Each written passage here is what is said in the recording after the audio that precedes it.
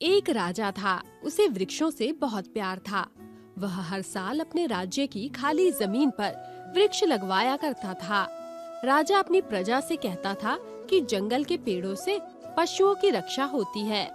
दोनों ही मनुष्य के लिए उपयोगी हैं। राजा ने वृक्षों का महत्व समझाने के लिए सभी को एक कहानी सुनाई। एक बार जंगल में सभी पेड़ों ने भगवान से शिकायत की कि हमारे जंगल में बहुत सारे खूंखार जानवर रहते हैं, इसलिए मनुष्य जंगल में नहीं आता और हमें बिना मनुष्य के अच्छा नहीं लगता। हमारी विनती है कि आप सभी खूंखार जानवरों को जंगल से हटा लीजिए। भगवान ने पेड़ों की मांग मान ली और सभी जानवरों को वहाँ से हटा दिया।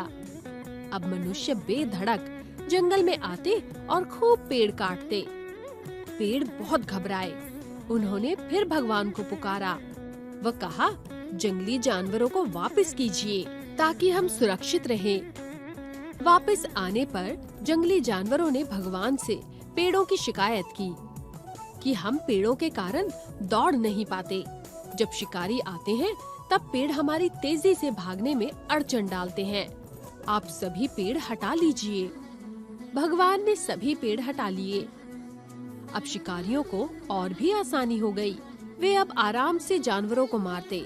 जानवरों की संख्या तेजी से कम होने लगी। जंगली जानवर घबराए और फिर भगवान से प्रार्थना की, आप पेड़ों को लाकर जंगल को हरा भरा कर दीजिए।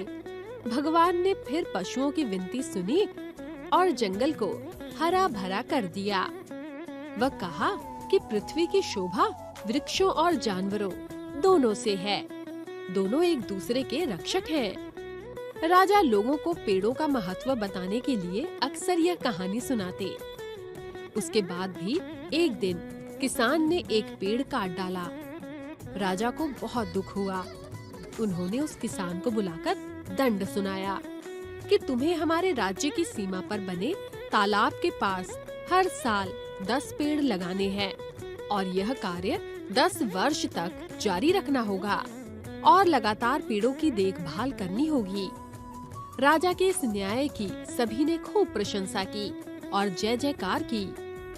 किसान ने 10 वर्ष में 100 के करीब पेड़ लगाए। उनका पालन पोषण किया, जिससे आसपास का वातावरण हरा भरा हो गया और स्वच्छ वायु के कारण सभी प्रसन्न रहने लगे।